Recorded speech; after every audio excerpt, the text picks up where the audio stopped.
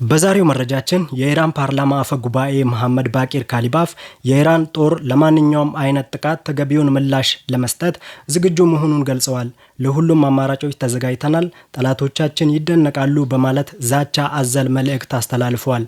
ፕሬዝዳንት ትራምፕ ኢራን ለቀረበላት የሰላም ሐሳብ የሰጠችው ምላሽ ቆሻሻ በማለት ውድቅ ያደረጉ ሲሆን ድርድሩ በአሁኑ ሰዓት በጥሩ ሁኔታ ላይ እንዳልሆነ የተኩስ አቁም ስምምነት አደጋ ላይ መውደቁን ገልጸዋል።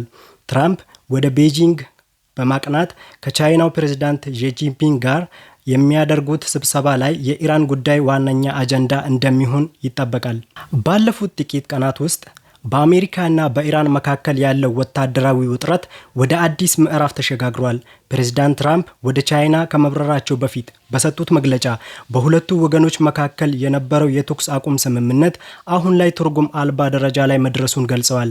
የአሜሪካ ጦር በኢራን ወታደራዊ መሰረተ ልማቶች ላይ በወሰደው የተቀናጀ ጥቃት የኢራን ባህር ኃይል፣ አየር ኃይል እና የራዳር ስርዓቶች በከፍተኛ ሁኔታ መዳከማቸውን ፕሬዝዳንቱ አረጋግጠዋል።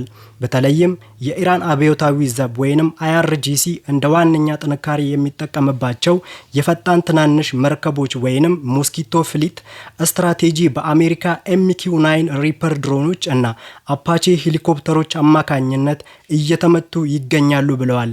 በዲፕሎማሲው ረገድ በባህሬን አቅራቢነት የተባበሩት መንግስታት ድርጅት የቀረበው እና በሆርሙዝ ሰርጥ ላይ የባህር ላይ መጓጓዣ ነጻነት እንዲከበር የሚጠይቀው የውሳኔ ሐሳብ የ112 ሀገራትን ድጋፍ አግኝቷል።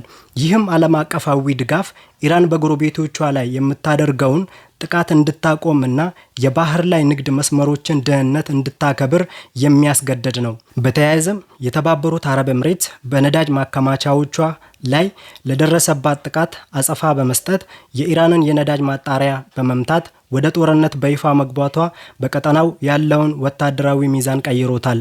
ፕሬዝዳንት ትራምፕ ለኢራን መሪዎች ያስተላለፉት መልእክት ግልጽ ሲሆን ይህም ኢራን የኒውክሌር መሳሪያ ባለቤት እንዳትሆን ማድረግ በሚለው የጸና አቋማቸው ላይ የተመሰረተ ነው። ጦርነቱ እንዳበቃ የነዳጅ ዋጋ በከፍተኛ ሁኔታ እንደሚቀንስ እና የአሜሪካ ኢኮኖሚ ወደ ተሻለ ደረጃ እንደሚመለስ ተስፋ የሰጡት ፕሬዝዳንቱ አሁን ባለው ሁኔታ ኢራን ወይ በአሜሪካ ቅድመ ሁኔታዎች መሰረት ለድርድር ትቀመጣለች አሊያም ደግሞ ቀሪ ወታደራዊ ኃይሏ ሙሉ በሙሉ እንደሚደመሰሱ እርምጃ እንደሚወስዱባቸውም ተናግረዋል።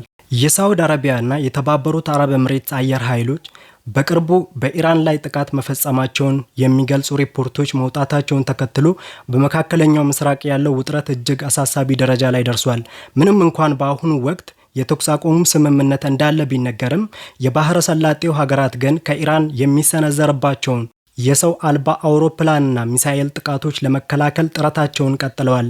በተለይም ኦፕሬሽን ኤፒክ ፉሪ በተባለው ወታደራዊ እርምጃ ሳውዲ አረቢያ እና የተባበሩት አረብ ኤምሬትስ በኢራን ወታደራዊ ይዞታዎች ላይ ጥቃት በማድረስ ረገድ ቀጥተኛ ተሳትፎ ማድረጋቸው ተገልጿል።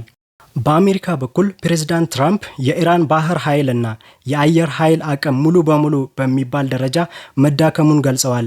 ይሁን እንጂ ኢራን አሁንም በሆርሙዝ የውሃ መስመር ላይ የንግድ መርከቦችን በማስተጓጎል እና ግብር በመጠየቅ ዓለም አቀፉን የነዳጅ ዝውውር ለከፍተኛ አደጋ እያጋለጠች መሆኑን ተመልክቷል። አሜሪካ እና አጋሮቿ ኢራን የኒውክሌር ማበልጸጊያ ተግባሯን እንድታቆም የያዘችውን የዩራኒየም ክምችት ከሀገር እንድታስወጣ እና የንግድ መስመሮችን ክፍት እንድታደርግ ከፍተኛ ጫና እያደረጉባት ይገኛሉ።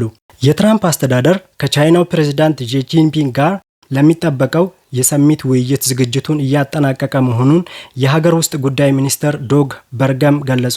ሚኒስትሩ ከፎክስ ኒውስ ጋር ባደረጉት ቆይታ አሜሪካ ወደዚህ ድርድር የምትገባው ከምንጊዜውም በላይ በጠንካራ ኢኮኖሚያዊና የኢነርጂ አቋም ላይ ሆና መሆኑን አስታውቀዋል።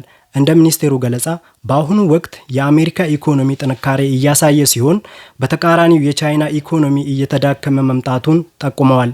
አሜሪካ በዓለም ላይ በኢነርጂ ራስን በመቻል ረገድ ቀዳሚ መሆኗን የጠቀሱት በርገም ቻይና ግን በቀን 11.5 ሚሊዮን በርሜል ነዳጅ ከውጭ የምታስገባና በኢነርጂ ረገድ እጅግ ጥገኛ የሆነች ሀገር መሆኗን ገልጸዋል። ከዚህም በተጨማሪ ቻይና የራሷን ሕዝብ ለመመገብ የሚያስችል በቂ ምርት ባለማምረቷ በምግብ ዋስትና ረገድም ከፍተኛ ስጋት እንዳለባት ተብራርቷል።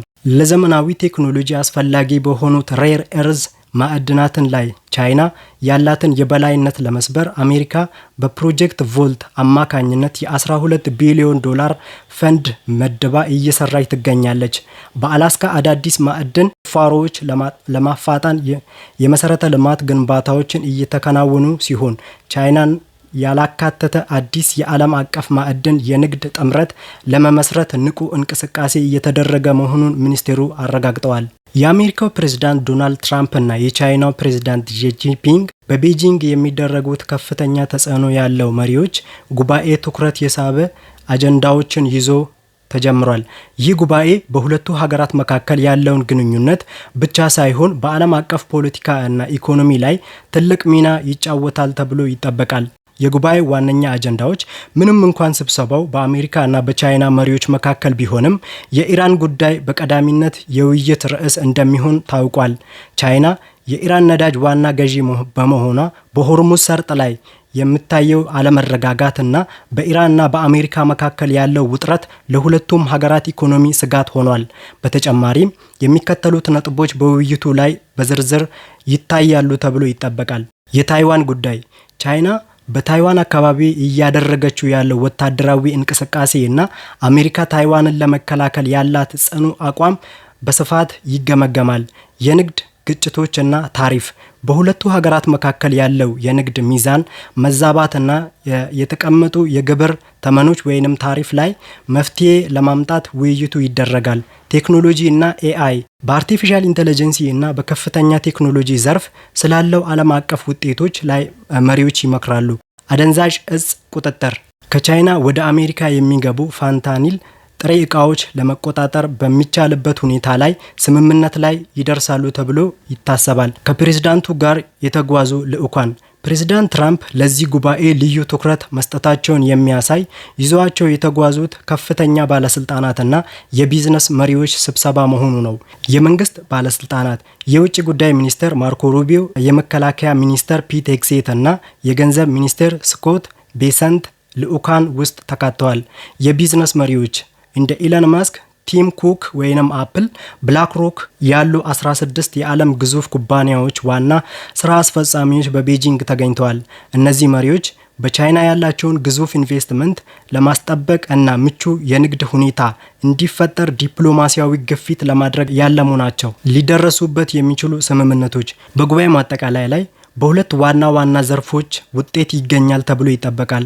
ግብርና ቻይና 25 ሚሊዮን ሜትሪክ ቶን የአሜሪካ አኩሪ አተር እንድትገዛ በማድረግ የአሜሪካ ገበሬዎችን ተጠቃሚ የሚያደርግ ስምምነት። የኒውክሌር ደህንነት ኢራን የኒውክሌር ማበልጸጊያ ቁሳቁሶቿን አሳልፋ እንድትሰጥ ለማድረግ አሜሪካ እና ቻይና በጋራ የሚሰሩበት የቴክኒክ ስልት ሊዘጋጅ እንደሚችል ተገምቷል።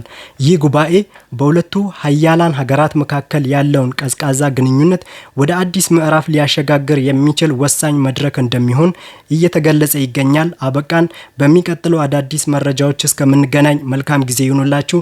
ቻናላችንን ሰብስክራይብ በማድረግ ይተባበሩን።